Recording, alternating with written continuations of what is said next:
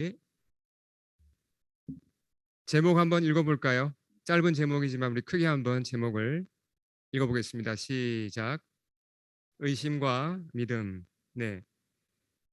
자, 지난주에 이어서 우리 예수님 부활하신 것에 대한 기록 요한복음 20장을 지금 세 번째 살펴보고 있습니다. 오늘은 그 도마에 관한 얘기입니다. 예수님이 부활하신 바로 그날 제자들을 찾아오셨죠. 부활하신 그 주일이었습니다. 주일 저녁에 찾아오셨는데 그때 하필이면 도마가 그곳에 없었습니다. 우리가 이제 대략 앞뒤로 따져보면 한 제자들이 어, 도마까지 합치면 11명인데 도마가 없었으니까 한 10명의 제자들이 모여 있는 곳에 예수님이 오셔서 나타내어 보여주셨죠. 도마가 이제 그때는 없다가 돌아와 보니까 어, 무슨 얘기를 들었죠? 다른 제자들이 그러니까 아마 한 10명쯤 되는 제자들이 도마에게 얘기를 한 겁니까? 주님이 오셨다. 예수님 부활하셨다. 우리에게 나타나셨다라고 얘기를 이렇게 해준 겁니다. 감격적으로 얘기를 했겠죠. 근데 도마의 반응이 무엇입니까? 못 믿겠다는 거예요. 25절을 보시면 뭐라고 그랬습니까? 내가 그 손의 못자국을 보며 보는 걸 강조했죠. 또 내 손가락을 그의 그 못자국에 넣으며 내 손을 옆구리에 넣어보지 않고는 믿지 아니하겠다라고 얘기합니다. 유명한 그 도마의 이런 그 의심이죠.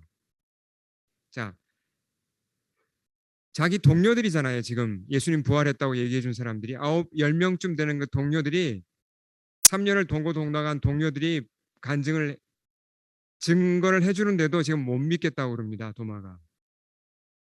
자, 그러면 도마에 따르면 지금 도마의 말을 가만히 보세요. 어떻게 하면 믿겠다라고 합니까? 어떻게 해야? 예, 자기 눈으로 직접 보아야, 보아야 믿겠다 그랬고 또 손으로 직접 만져보아야 믿겠다고 했습니다. 사실 이게 도마의 말이 어느 정도 이게 일리가 있고 이해가 됩니다. 완전히 죽은 사람이 다시 살아난다는 게 이게 말이 안 되잖아요. 이성적으로 우리가 납득하기 어렵죠. 그러니까 도마가 뭐 너무 무리한 의심을 하는 건 아닙니다. 아마 도마 편에서는 어떻게 생각했을 가능성이 있을까요? 이 친구들이 이거 잘못 본 거 아니야? 이거 외모가 예수님 비슷한 사람이 한 명 누가 왔는데 그걸 보고 그냥 예수님이라고 너무 충격받아가지고 막 좀 정신이 좀 이상한 거 아니야? 이 친구들이 뭐 이런 식으로 생각을 한 것 같아요. 뭐 아니면 이제 그 뭔가 이제 도마 편에서는 자기의 어떤 그 경험과 자기의 판단으로 볼 때는 이건 아니다. 이 친구들이 지금 뭔가를 잘못 봤고 나한테 잘못 얘기를 해주는 거다. 이런 식으로 자기는 지금 믿고 생각을 하는 것입니다. 예수님 부활하셨습니까? 하지 않으셨습니까? 부활하셨죠, 분명히. 예. 구약 성경에 이 메시아의 부활에 대한 약속이 있나요? 지난번에 기억나시죠? 최소한 세 군데에서 분명히 나옵니다. 예수님이 살아 계셨을 때 사역 중에 제자들한테 직접 얘들아 내가 얼마 안 있다가 이 장로들하고 대제사장들한테 내가 죽임을 당할 건데 사흘 후에 다시 살아난다는 말씀을 직접 하셨나요? 아니면 안 하셨나요? 하셨죠. 여러 번 제자들한테 하셨습니다. 그리고 결정적인 증거가 하나 있습니다. 자, 죽었던 나사로, 죽은 지 4일이 지난 나사로를 예수님이 살리셨죠. 그렇죠. 분명히 그 사람 죽었잖아요. 근데 예수님 살리셨잖아요. 그게 그냥 단순한 사건이 아니라 뭘 미리 보여준 거죠? 예수님의 부활에 대한 하나의 그 예고편이었어요. 예, 그 현장에 도마가 있었습니까? 있었어요, 도마가. 그거 봤습니다. 예, 나사로가 죽었었지. 근데 맞아, 나사로가 살아났잖아. 예수님도 하신 게 맞아. 이렇게 논리 전개가 돼야 되는데 이게 아니어져요. 나사로가 살아났던 건 분명히 자기가 봤는데도 불구하고 이게 연결이 안 됩니다. 예수님이 다시 살아났다는 거하고는. 자, 도마의 의심이 굉장히 참 흥미롭고도 참 중요한데요. 도마가 나는 못 믿어 그랬잖아요. 내가 봐야 믿겠고 만져야 믿겠고 현재는 나는 못 믿어라고 분명히 얘기했잖아요. 이 도마의 의심이 우리한테 치사한 바가 굉장히 커요. 자, 이 부분 여러분 이게 신앙생활에 정말 중요한 부분이니까 우리 잘 한번 잘 듣겠습니다. 자, 도마가 지금 의심했습니다. 뭘 의심했죠? 예수님이 부활했다는 걸 의심했죠. 이 도마의 의심이 우리한테 뭘 가르쳐 주냐면요. 예수님에 대한 의심, 예수님의 말씀에 대한 의심이 아무리 커도 아무리 타당해 보여도 도마의 의심 범주를 못 넘어간다는 얘기입니다. 말이 좀 어렵죠, 이 말이. 제가 이걸 좀 더 이따가 반복해서 설명을 하겠습니다. 자, 도마는 자기가 의심하는 게 타당하다고 생각했습니까? 아니면 좀 미안하면서 그렇게 의심했습니까?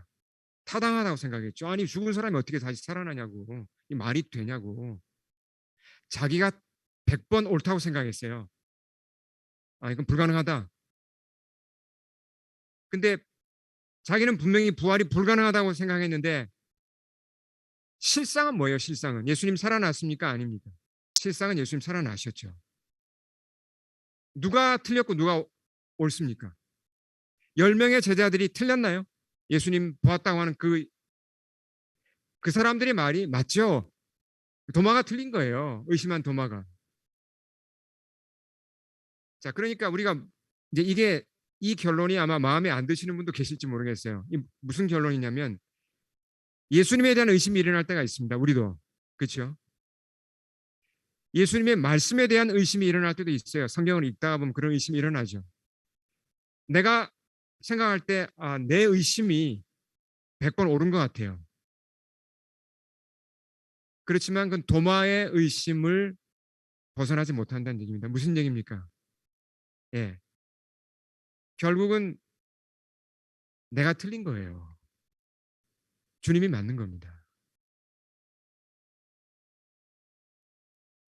자, 우리가 성경을 읽다가 또는 설교를 듣다가 예수님에 관해서 하나님에 관해서 성경에 대해서 의심이 들면 어떻게 해야죠? 그러면 여러분 나는 의심 들어본 적 있다. 아마 다들 그런 경험이 있을 겁니다. 자, 주의해야 할 것은요. 의심이 들 때 의심 속으로만 계속 들어가면 안 됩니다. 그러니까 계속 의심만 하면 안 되고 그렇다고 그러면 덮어놓고 믿어야 됩니까? 그런 말들 가끔 하잖아요. 뭘 따져? 그냥 믿어야지. 근데 저는 그건 아니라고 생각합니다. 의심이 들 때 의심을 계속하는 게 아니라 뭘 하면 탐구를 하셔야 돼요. 탐구.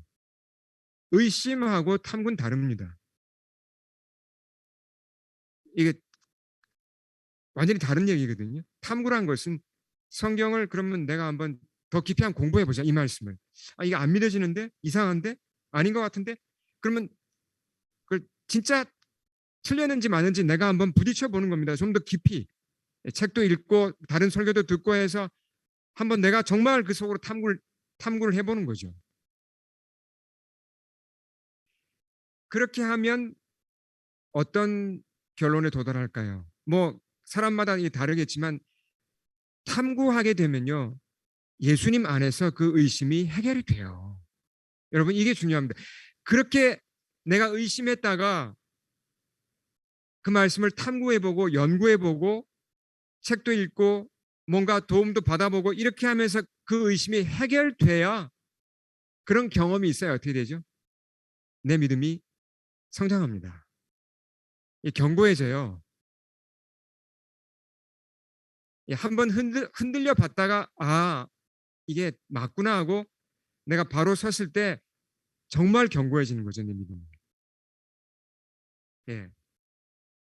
도움이 되실 것 같아서 제 경험을 좀 나누겠습니다. 아마 이게 제가 몇 번 말씀드린 것 좀 반복되는 것도 있지만 종합적으로 오늘 말씀하고 맞기 때문에 제 경험을 좀 나누겠습니다. 이제 제가 이제 청년 때 한 20살 무렵에 예수님을 영접했는데 뭐 정말 이제 기쁨이 컸죠. 근데 이 창세기 1장의 이 창조주 하나님을 받아들이기가 참 어려웠어요. 예. 그래서 지금은 이 말씀을 참 사랑하지만 그 당시 이제 한 20살 무렵에는 이 말씀이 소화가 잘 안 됐습니다. 저는 태초에 하나님이 천지를 창조하시니라. 근데 솔직하게 이 말씀이 소화가 잘 안 되고 난 받아들이기 어렵다 그런 분들 계실 겁니다. 예, 그냥 뭐 이걸 또 드러내놓고 나는 못 믿겠다고 얘기하기는 좀 창피하고 또 내가 신앙생활을 몇 년 했는데 지금 와서 이걸 못 믿겠다고 그러면 이게 좀 쑥스럽잖아요. 근데 속으로 의심이 들 수가 있어요. 오랜 시간이 지나도 교회 생활한 지가.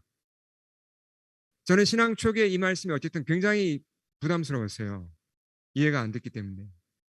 제가 뭐 참 어리긴 했지만 이제 공학을 전공한 학생이었고 그러니까 더 이 말씀이 받아들이기 어려웠죠. 근데 이제 로마서를 공부하는데 더 저를 심란하게 한 말씀이 부딪혀 왔습니다. 로마서 1장 20절에 보면 우리 같이 한번 읽어볼까요? 자, 1장 앞을 보시면서 같이 읽겠습니다. 시작. 창세로부터 그의 보이지 아니하는 것들 곧 그의 영원하신 능력과 신성이 그가 만드신 만물에 분명히 보여 알려졌나니 그러므로 그들이 핑계하지 못할지니라. 하나님을 모른다고 핑계하지 못한다 그랬어요. 왜냐하면 일단 자연 만물을 봐도 창조주의 솜씨가 너무나 분명히 그곳에 있기 때문에 그분의 능력이 보이고 그분의 어떤 어, 그분의 성품이 보이고 자, 이 말씀대로 이 말씀은 이제 쉽게 표현하기 위해서 여러분 피카소 아시죠? 화가. 예. 그 스페인 출신의 유명한 화가 피카소가 그린 그림들 독특하잖아요. 그 피카소의 그림을 보시면 그 사람의 솜씨가 보이나요? 그 사람의 솜씨가 보이죠. 그 사람이 그럼 캐릭터가 보이나요? 보입니다. 조각가인 그 프랑스 출신의 조각가인 로댕도 마찬가지죠. 뭐 생각하는 사람 같은 거 보면 그 사람의 사상이 보입니까 거기서? 그 사람의 조각 솜씨가 보이나요? 보이죠. 작품을 보면. 자, 그러면 이 우주 만물이 자연을 포함해서 사람도 다 마찬가지죠. 우리 사람, 동물, 식물, 뭐 별, 달, 해, 이 모든 것들이 창조주 하나님이 만드신 작품이라면 이 작품들, 이 우주 만물을 보면서 뭐가 보여야 된다는 얘기죠? 하나님의 솜씨가 보여야 되고 그분의 능력이 보여야 되고 그분의 캐릭터가 보여야 된다는 얘기입니다. 이 말씀이. 근데 저는 그 당시 제가 20살 때는 이게 받아들여지지가 않았습니다. 이게 보이긴 뭘 보여 안 보이는데 저는 그렇게 속으로 반응을 했어요. 지금은 완전히 달라졌지만 그때는 이제 굉장히 반발이 심했습니다. 진화밖에 안 보이는데 뭐가 보인다 그러냐. 나는 못 믿겠다 이렇게 된 거죠. 근데 바울은 아주 분명히 뭐 이렇게 주저하는 정도가 아니라 바울의 말을 다시 한번 잘 보세요. 너무나 분명하게 보인다는 겁니다. 하나님의 솜씨와 능력과 성품이 사람 속에도 보이고 자연 속에도 보이고 해달 별 속에 다 보인다는 거예요. 희미하게 보이는 게 아니라 너무나 분명하게. 그래서 제가 이제 정말 괴로웠죠. 나는 왜 안 보일까? 나는 왜 못 믿을까? 그래서 다행히도 제가 그때 의심으로만 빠져든 게 아니라 저도 탐구를 했어요. 책도 읽어보고 뭐 이제 뭐 선배들이랑 뭐 토론도 하고 목사님 말씀도 이제 열심히 다시 뭐 듣고 그러다가 참석한 어느 한 강연이 제 눈을 열어주었습니다. 그때 이제 그 당시 지금은 은퇴하셨지만 연세대학교 생명공학과 교수님이 한 분 계셨어요. 김정한 교수님이라고. 그분 이제 전공이 전공이니만큼 그 분야의 이제 전문가죠. 예.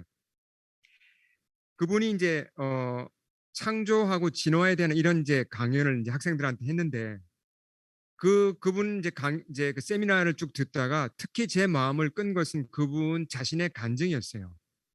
본인의 간증을 하셨는데 어떤 얘기를 했냐면 이분이 그 박사 과정을 하던 중에 자기 전공을 바꾸셨대요. 그 얘기를 해주셨어요. 그 제가 들은 얘기인데 그걸 제가 잠깐 여기서 나누겠습니다. 이분이 참 명석한 분이셨습니다. 서울대 화학과를 이제 나오셔서 무신론자였어요. 그 당시는 전혀 하나님을 믿지 않던 분이 믿을 마음도 없고 그러니까 완전 무신론자죠.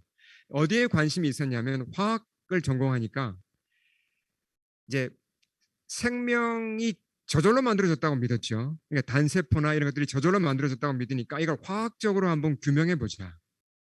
생명의 기원을 화학적인 방법으로 한번 설명해 보자. 그러니까 실험실에서 뭔가 아주 단순한 생명체를 만들 수 있다고 생각을 한 거예요, 이분이. 그래서 미국 그 유니버시티 오브 휴스턴으로 이제 박사 과정을 공부하러 갔습니다. 근데 그 당시 그 지도 교수가 조한 오로라는 분이었는데, 이제 뭐 이분의 이름을 기억하실 필요는 없지만 그 당시로 이분이 되게 유명한 분이었어요. 뭐냐면 이제 화학적으로 이 생명의 기원을 규명하는 그런 분야를 연구하는 분이었어요, 실제로. 그러니까 저절로 실험실에서 저절로보다는 이제 실험실에서 뭔가 생명체 어떤 한 부분이라도 이제 이게 만들 수 있다고 주장하던 사람들이 있었죠. 그런 쪽으로 연구를 하던 사람이었어요.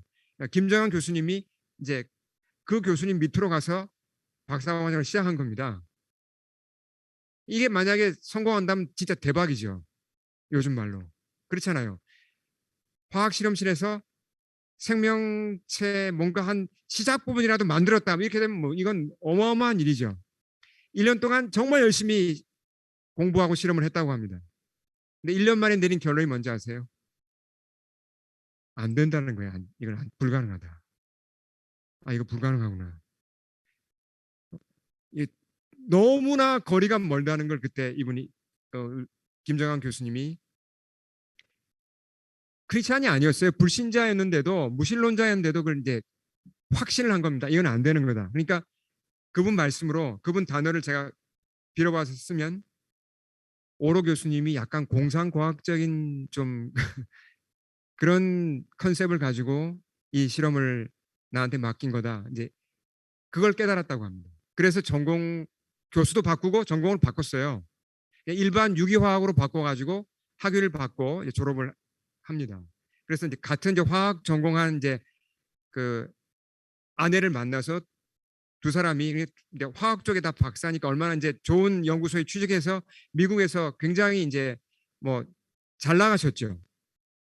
근데 그 이분이 풀리지 않은 의문이 있었어요. 크리스찬이 아니었지만 처음에 뭐에 도전해 본 거죠. 그러니까 처음 이분이 도전했던 게 생명의 신비를 풀 수 있다고 생각하고 도전해 봤는데 그게 전혀 안 된 거잖아요. 그러니까 생명이라는 건 아무리 단순한 것도 아무리 단순한 이 단세포라 할지라도 너무너무 복잡한 거예요, 이게. 어마어마하게 복잡하기 때문에 실험실에서 뭐 만든다는 이건 말도 안 된다는 걸 자기가 알았는데 그러면 도대체 생명이란 게 어디서 왔는가? 사람은 어디서 왔는가? 나는 어디서 왔는가? 이 의문이 풀리지 않는 거예요. 그러니까 사회적으로는 성공한 이제 그 교수가 되었고 뭐 이렇게 정말 뭐 부유하고 가진 걸 뭐 부럽지 않게 다 가졌지만 허무한 거예요. 인생이. 그 무렵에 이분이 같은 아파트에 있는 그 미국인 여성 두 분을 만납니다. 에반젤린이라고 하고 웬디라는 이 두 분이었는데 그러니까 아파트의 제니터였어요.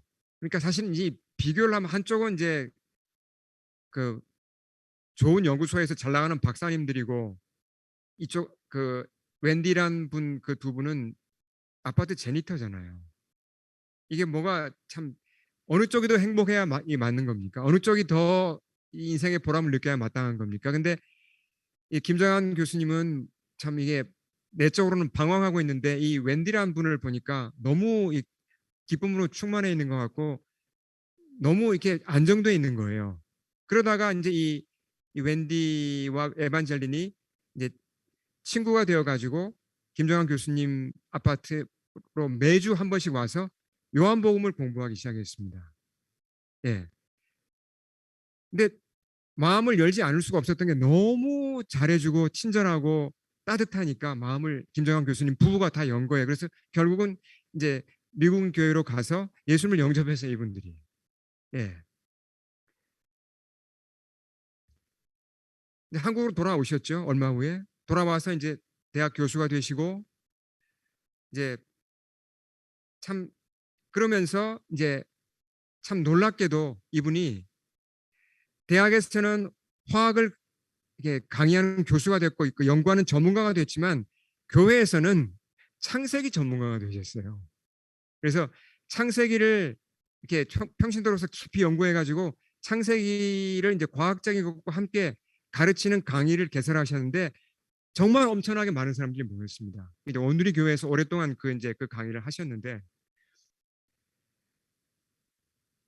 이제 저는 이제 그 전에 이분을 만났지만 어쨌든 그 김정환 교수님의 저 같은 사람도 학생 때 이 김정환 교수님의 이런 그 간증을 통해서 제 눈이 열린 거죠. 그러니까 이제 다시 이제 어, 저에게로 제가 초점을 맞추겠습니다. 그러니까 제가 그때 이제 방황하고 이 로마서 1장 20절을 믿지 못하는 상태에서 김정환 교수님의 도움을 받으면서 그때는 그냥 제가 강의만 들은 거예요. 한번 강의만 들은 건데 제 눈이 열리더라고요. 아, 이게 뭐 과학을 많이 알고 적게 알고 이게 문제가 아니구나. 이게 영적으로 이게 눈이 열리면 이게 하나님이 창조주라는 게 믿어지는구나. 그러면서 제 눈이 열렸고 하나님이 창조주시고 전능자로서 이 우주를 만드신 게 이제 믿어진 거죠, 저도.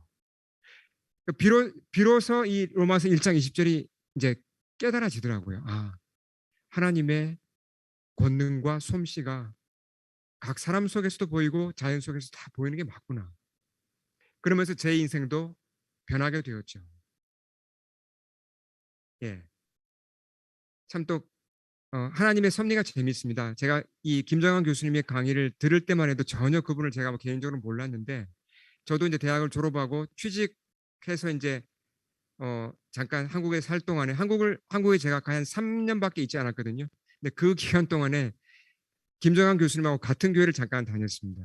그래서 그분을 이제 또 개인적으로 만나서 교제할 수 있는 기회도 있었고, 그래서 한 번은 제가 이제 그분이 저를 초대해서 그분 댁에 가셨을 때 그 말씀을 드렸어요. 학생 때 교수님 강의를 듣고 제가 크게 도움을 받았다는 말씀을 이제 감사를 드리고 참 흐뭇해 하시더라고요.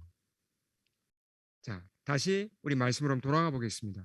제가 이렇게 긴 말씀을 드린 건 뭐냐면 의심이 누구나 시작될 수 있어요. 말씀에 대해서. 근데 의심이 날 때 어떻게 하라고요? 의심 속으로 계속 빠져들어가라고요? 아니죠. 어떻게 하라고요? 그 말씀을 탐구하셔야 됩니다. 그럼 예수님 안에서 그 말씀을 탐구하면 반드시 그 의심이 풀립니다. 아멘. 예, 다시 말씀으로 돌아가겠습니다. 자, 도마가 의심했죠. 나는 못 믿겠다. 난 봐야 믿겠다. 만져야 믿겠다. 일주일이 지나서 예수님이 다시 제자들을 찾아오십니다. 도마도 그때 그 자리에 있었죠. 예수님 말씀이 뭐라고 그랬습니까? 27절 같이 읽겠습니다. 시작. 내 손가락을 이리 내밀어 내 손을 보고 내 손을 내밀어 내 옆구리에 넣어보라. 그리하여 믿음 없는 자가 되지 말고 믿는 자가 되라. 예수님의 몸이 이 부활의 몸이죠. 예, 이게 부활의 몸이지만 지난 시간에 말씀드린 대로 흉터는 그대로 가지고 있었어요. 사람이 아무리 뭐 부활했다 그러지만 내 흉터를 다른 사람에게 쉽게 보여주고 싶습니까? 흉터. 별로 이건 내키지 않는 겁니다. 주님이 거리낌 없이 흉터를 보여주시죠. 근데 이 흉터가 무엇 때문에 만들어진 흉터라 그랬죠? 이 못자국과 창자국이 무엇 때문에 만들어진 동기가 뭐라 그랬습니까? 동기가 사랑이에요. 그렇잖아요. 예. 도마를 대신해서 다른 제자들을 대신해서 사형을 당하셨기 때문에 흉터가 생긴 거잖아요. 사랑하셨기 때문에 만들어진 흉터입니다. 그러니까 흉터를 보여주신다는 건 무슨 얘기입니까? 도마야, 내가 너를 이만큼 사랑해. 얘들아, 내가 너희를 이만큼 사랑한다. 그 메시지죠. 도마가 얼마나 미안했겠어요. 사실 예수님은 자기를 살리려고, 도마를 살리려고 창에 찔리고 십자가에 달려 돌아가셨는데 도마 자기는 또 주님을 의심했잖아요. 예수님 편에서 보면 참 좀 이렇게 좀 얄밉죠. 넌 또 나를 못 믿고 또 그렇게 의심하냐? 주님, 근데 주님은 너는 얄미워 저쪽으로 좀 빠져 이렇게 한 게 아니라 의심한 사람은 빠져 뭐 이렇게 하지 않으세요. 이해하시고 믿음을 갖도록 최선을 다해서 도와주시는 걸 우리가 볼 수 있습니다. 도마가 이렇게 고백을 하죠. 유명한 도마의 고백. 자, 뭐라고 고백합니까? 극과 극이에요. 도마가 못 믿겠다 그랬다가 지금 뭐라고 고백을 합니까? 나의 주님이시여, 나의 하나님이라고까지 고백을 합니다. My Lord and my God. 눈이 열리니까 보이는 거죠. 드디어 나사렛 예수님 사실은 하나님이시구나. 이게 보인 거예요. 이 고백이 사실은 요한복음 전체의 클라이막스입니다. 예. 자, 한번 정리를 해보겠습니다. 예수님 말씀을 가지고 한번 정리를 해보죠. 다시. 자, 주님이 이렇게 말씀하셨어요. 너는 나를 본고로 믿느냐?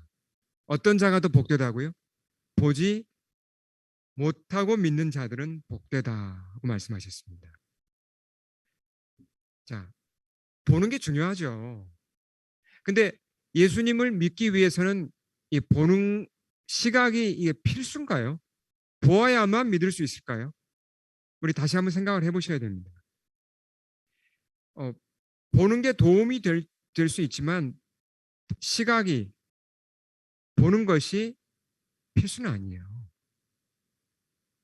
자, 시각에만 너무 의지해도 문제입니다. 이게 어, 보고도 믿지 못한 사람들이 있습니까? 한번 예를 들어 볼까요? 누가 보고도 예수님 보고도 믿지 못했죠?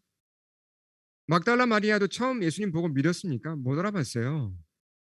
자, 그리고 더 분명하게 기록되어 있는 게 엠마오로 가던 두 제자죠. 예수님 돌아가시고 이제 실망해가지고 이제 제자의 삶을 그냥 이제 사표내고 그만두고 다 접고 고향으로 돌아가던 두 제자가 있었습니다. 누가복음 24장에 나오잖아요. 사실은 이제 십자가 사건이 이 두 제자에게는 충격이었습니다. 다 바치고 예수님을 따랐는데 그냥 하루아침에 사형당해 돌아가시니까 너무나 허탈하고 너무 허무하고 그냥 그래서 또 두렵기도 하고 고향으로 낙향하고 있었잖아요. 근데 갑자기 누가 그들에게 나타났죠? 부활하신 예수님이 실제 그 예수님이 오셨어요. 그들 옆에 오셨습니다. 손에는 못자국 있고 옆구리 창자국 있는 그분이 오신 거예요. 그분과 그래서 그 두 사람에게 말을 걸고 동행을 했습니다. 상당히 긴 시간 동안. 근데 그 두 제자가 알아보았습니까? 못 알아봤어요. 보고도. 주님이 어떻게 이것들 봐라, 이것들 봐라. 나를 못 알아봐? 야, 정신 차려. 이렇게 그들의 눈을 뜨게 했습니까? 안 그랬죠. 주님이 이 사람들의 눈을 뜨게 한 방법을 우리가 잘 봐야 됩니다. 어떻게 눈을 뜨게 하셨죠? 한 대씩 뭐 이렇게 때렸습니까? 아니에요. 흔들었습니까? 그게 아니라 성경을 풀어 가르쳤어요. 길에서. 구약 성경에 메시아에 관련된 부분을 풀어서 쭉 말씀을 가르칩니다. 그러니까 걸어가면서 하는 성경 공부가 예, 일어난 거예요, 거기서. 그래서 나중에 그 이제 뭐 어떤 쉴 만한 곳에 이르니까 같이 식사도 같이 하셨잖아요. 그때까지 이 성경 공부가 계속된 거예요. 성경을 풀어 가르치는 걸 통해서 그들의 눈을 열어주신 겁니다. 그 장면이 굉장히 중요한데요. 자, 같이 읽어볼까요? 24장 누가복음 24장 31절입니다. 시작. 그들의 눈이 밝아져 그인 줄 알아보더니 보고도 못 알아봤어요. 근데 말씀을 풀어서 가르쳐 주시니까 그 말씀이 내 속에 쌓이니까 눈이 열린 겁니다. 눈이 밝아졌다 그랬잖아요. 그때 예수님이 떠나가셨죠. 두 제자가 서로 이렇게 말합니다.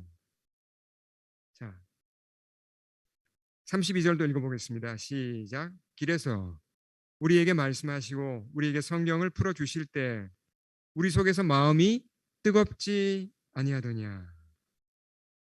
네. 이 고백이 우리에게도 일어나야 돼요. 예수님이 우리 눈을 뜨게 해주시는 방법, 우리 영적인 눈을 열어주시는 방법이 여기 정확하게 나와 있습니다. 핵심이 뭐라고요? 기록된 하나님의 말씀이에요. 자, 눈이 떠지니까, 믿어지니까 이들이 어떻게 했어요? 방향을 돌이킵니다. 유턴을 해요. 제자 사명 다 포기하고 낙향하던 사람들이 유턴해서 다시 예루살렘으로 돌아갑니다. 다시 예수님을 따라가기 시작한 거죠. 그러니까 우리가 예수님을 믿는데 필수가 뭐라는 겁니까? 믿기 위해 필수는 시각도 아니고 청각도 아니고 뭐라고요? 네, 영적인 시각입니다.